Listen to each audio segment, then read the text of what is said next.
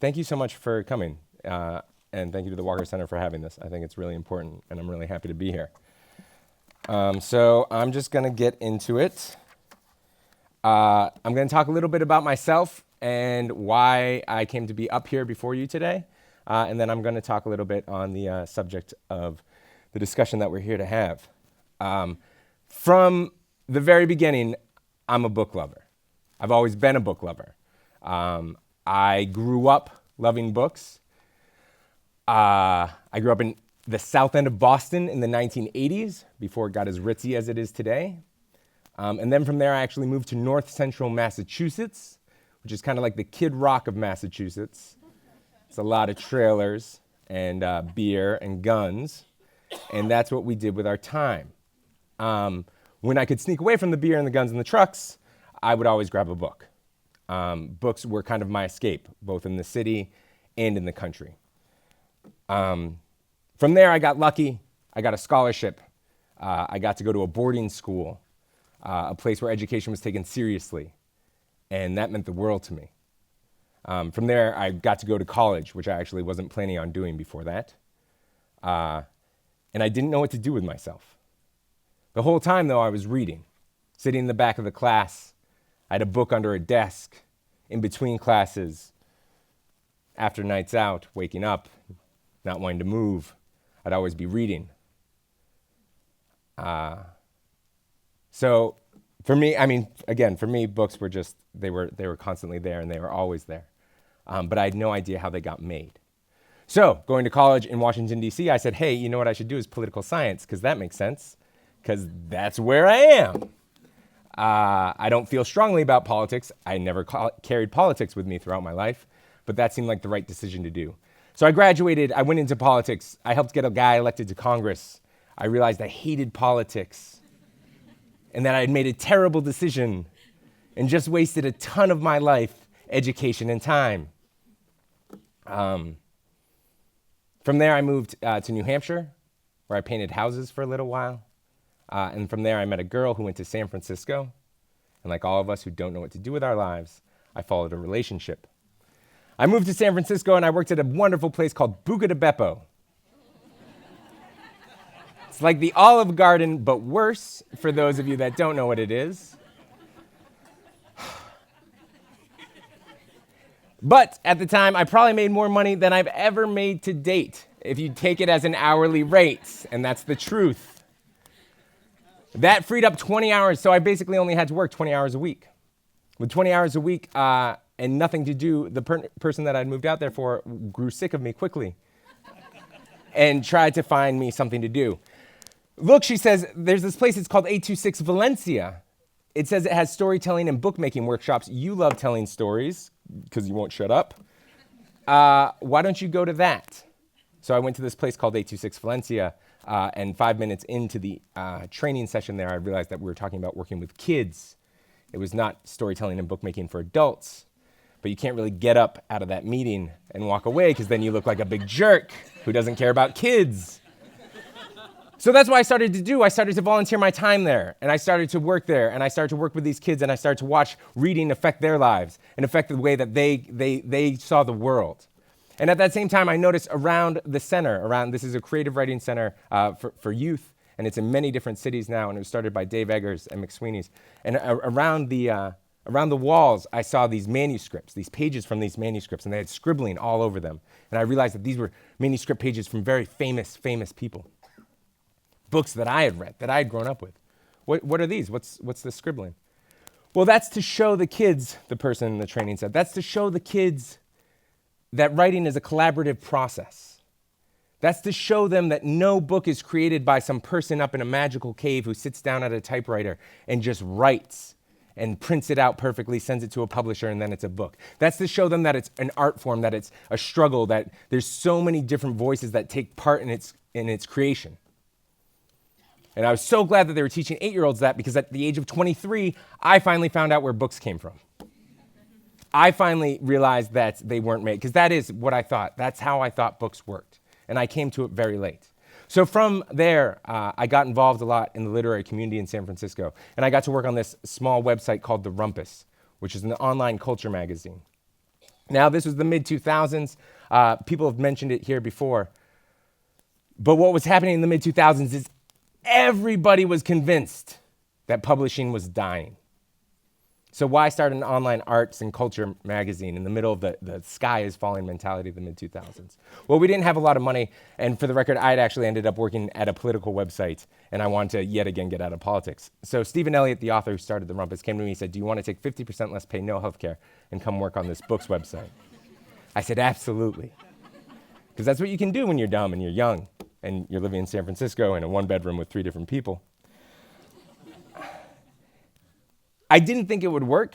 I definitely didn't think it would work for as long as it did, and still continues to after I've left.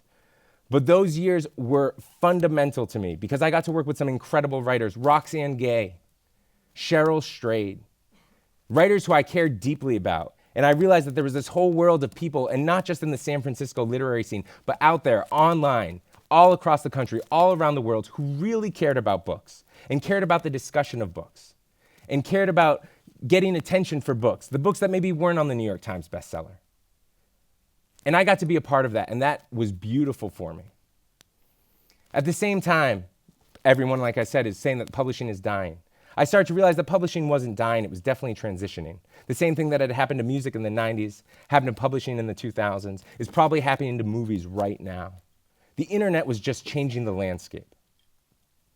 I feel like back in the day when the printing press was invented, a bunch of monks were like, well, those new printing press books, those are not real books. These hand-drawn, hand-lettered books, now these are the books. This is the stuff. Because that's what the publishing industry is. We've always been obsessed with our own demise. It's crazy. If you take a group of neurotic people that care about art and some of the darker things in life and what it means to be a human being, so weird that we end up with this concept of morbid mortality. No, it makes sense. It makes a lot of sense. The publishing industry has always been worried about itself. That's always been the case, and it's always been changing. The internet is one of these new changes, but there's always been these different parts of it, these different things. It's a marketplace. It's capitalism, like Christopher was saying. It's about getting attention for books or for, it's all part of it.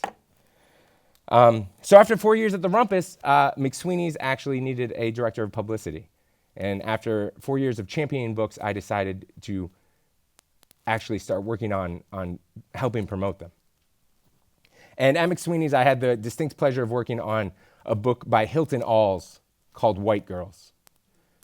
And I bring it up because not only is it a fantastic book, and like I said, I love to champion books, and if you haven't read it, I really think, especially this audience, it's an important book for you to read. It's this incredible mixture of memoir and criticism.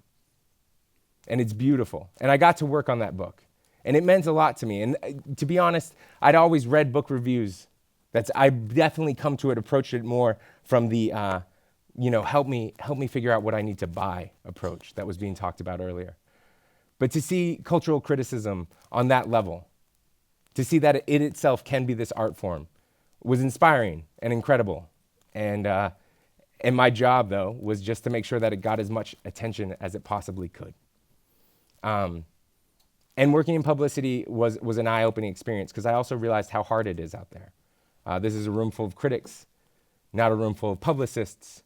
But I think if it's a room full of critics, all of us are probably guilty of ignoring a lot of emails from a lot of publicists. And that's fine, because if you were to respond to every single one of them, that'd be insane. But it did get to show me a little bit of the other side of things, to have a little more empathy. But I did. What I missed was talking about books online. What I missed was getting in the mix. And that's when the book section at BuzzFeed was announced, that they were going to have an editor. And so many friends wrote to me about the job description. They said, you have to take it. You have to try for it. You miss talking about books online. And that's absolutely true. So that's what I did. So I said a couple of dumb things when I was hired. I hadn't actually started working. I hadn't actually built anything. But like we like to do, we wanted to talk about it first. So there was a big discussion about it. And I'm going to open up to this room. It's something that I usually only tell in private. But it was hard being at the center of that. There was a day when I turned off all the lights in my bathroom and I climbed into my bathtub fully clothed. I didn't turn on the water. It wasn't as dramatic as all that. But I laid there for a little while because it was hard, because there were people that I loved, respected, and read on the regular, telling me that just because I had said that I wanted to be nice about books, that I was full of shit. And when people you care about and respect say that about you, it actually can be very difficult. So I decided one, step away from it, which I think is always a good approach sometimes on the internet. Not always. Sometimes you got to fight for it. But I realized I hadn't even done anything yet. So I stepped away from the fray and I started working on it. So that was almost a year and a half ago. BuzzFeed Books now gets, I don't want to talk exact traffic numbers, but gets a huge amount of eyes, so much more I'm allowed to do for books than I was doing at the Rumpus. We have a mix of different things, that all of which I'm very proud of. One is quizzes. One is recommendation lists. Another way that we try to draw attention to books is if there's a book coming out and there's an author I'm really excited for, I think the book is really great, I'll approach them and ask them to write something for the site. Not about their book, not so it's a commercial, just something that is beautiful and unique so that I can take this author whose work I think is really meaningful, I can put it in front of our massive audience. If they write something really good, it will do well on its own. I do believe that some of the cream does sometimes rise to the top. And there at the end of the piece is an announcement that their next book's coming out. So if one person who doesn't know about this writer gets to read this wonderful piece that moves them, then they get to discover their book at the bottom. They buy that, they read that, maybe they discover this whole entire person's, all their work. Like, that means the world to me. So that's another way that we do it, that we get out there. Another thing that we do is 6-second book reviews. So I was told, hey, play around with Vine. I'm like, how can I play around with Vine for book reviews? That seems insane. So as a joke, I just started yelling at a camera about how great Kelly Link's new short story collection, Get in Trouble, is. People actually really liked it. And that's how I view those things. Those things are a launching off point. If somebody sees something, if they hear something, as I say a couple of quick sentences about a book, if it sparks their interest, then maybe they go and they look up a review. Then maybe they turn to their friends. They ask, oh, hey, have you read any of this Kelly Link stuff? Talk about it. And that's what I want to be doing, sparking interest. Now, the list, the recommendations, the quizzes, the book's entertainment, as it were. A lot of people approach me and they say, oh, so it's a two-pronged attack. You have this kind of high-minded stuff, and you have these, like, which Bronte sister are you stuff. And, like, that supplements that, right? No, it doesn't. For me, it's all part of the mix. It's all part of what makes that little site work.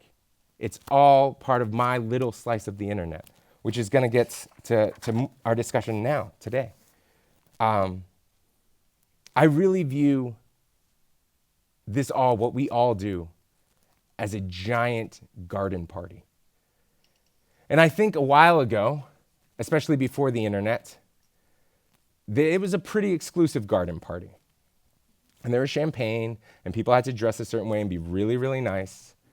There were certain things that were talked about and certain things that were not. And what the internet allowed for that party to do was, it still exists. And it is still incredibly, incredibly important.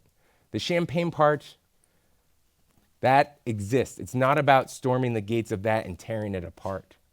It's about building that around that party so that more and more voices can be heard. And so while that can exist over there, I'm going to be playing Frisbee over here. Maybe some people are playing beer pong over there. There's some fried chicken in the back. There's a fish fry going on over here. It's all a giant mix. The more people that can be brought into the discussion of this, the better.